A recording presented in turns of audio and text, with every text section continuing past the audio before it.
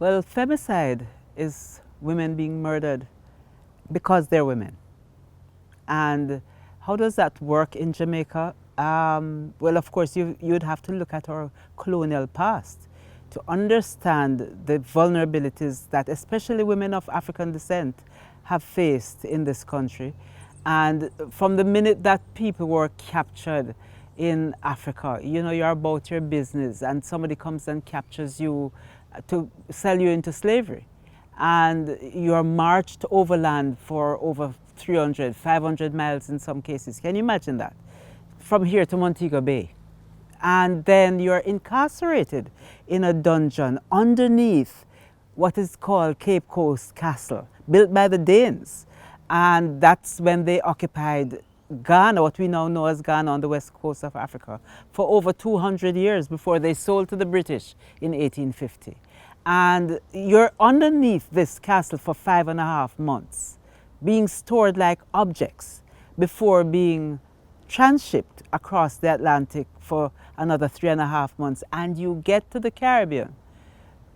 And both for production and for reproduction, you are exposed to extraordinary violence in every sphere of your life. I mean, I don't know if you've read Thomas Thistlewood's diaries.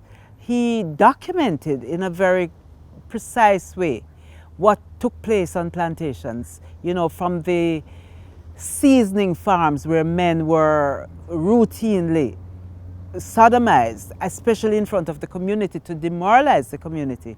And women, of course, were routinely raped for both the pleasure and the production purposes that the plantations were purposed for.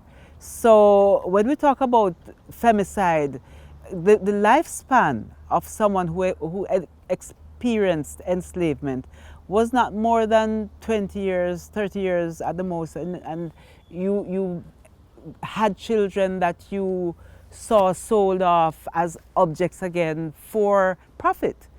And so emotionally, psychosocially, you experience death on an everyday basis.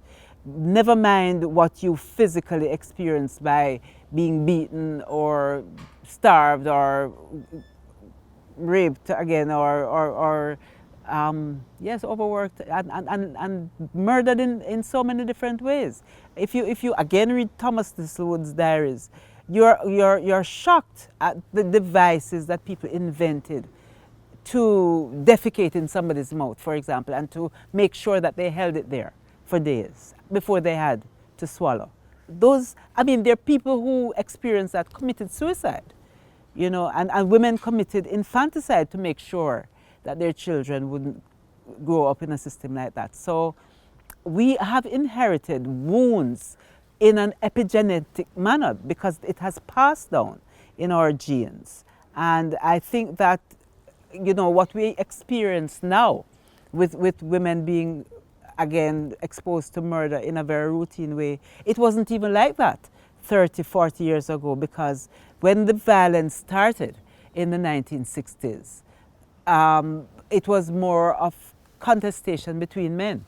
And, you know, it was political violence in the 1970s, coming up to 1980, which was a watershed when some 800 people were killed in political violence, which, of course, is another story. And this is where the two main political parties, the People's National Party and the Jamaica Labour Party, have armed their supporters to fight against each other, ultimately to colonize the votes in enclaves that we now call garrison communities, because, you know, they're politicized so that people of a certain stripe are the ones who benefit from the housing arrangements and that kind of thing. So in the 90s, a pattern emerged where women would be surrogate victims. So, you know, you can't catch Kwaku, you catch him shot, where a man would be the target of another man's violence. And, you know, you can't find him, so you kill his mother or his sister or his child. And so we see this pattern emerging in Jamaica until now. Women become direct victims themselves. You know, you never can get over the enormity of the incident with Kay Lamont in St. Thomas, where she had been robbed, telling her sister about it. She was swearing, and the policeman attacked her, killed her. She was pregnant, and almost killed her sister too. So you think that there's a line that we have crossed, because the sacredness of life has dissolved, and the indiscriminate kind of killings that we now see shows that we have lost values and attitudes that we were trying to retrieve in the 80s and the 90s, under the P.J. Patterson government. That was a whole big project. But I don't think they succeeded in retrieving that lost sense of decency.